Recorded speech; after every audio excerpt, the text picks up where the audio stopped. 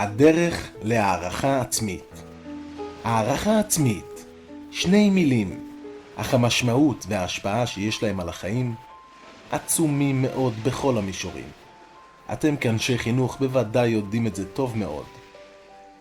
למטרה חשובה ונחוצה זו, הפקנו בעצם את התוכנית.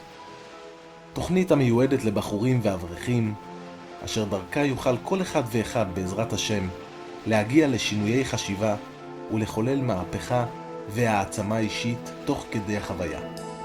במהלך התוכנית נכיר ונלמד על המושג דימוי וערך עצמי.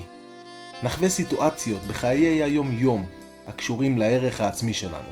נבחן את עצמנו יחד באתגר חווייתי ומעניין באמצעות קליקרים. מהו מצבנו בהערכה העצמית והשלכותיה על נפשנו?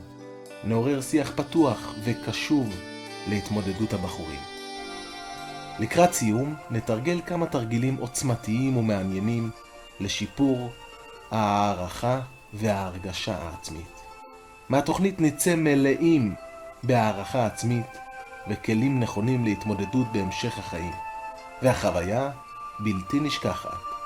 התוכנית נבנתה בעמל רב, בהתייעצות ובהדרכת איש החינוך הרב פנחס ברייר שליטה, ומומלצת על ידי אנשי חינוך.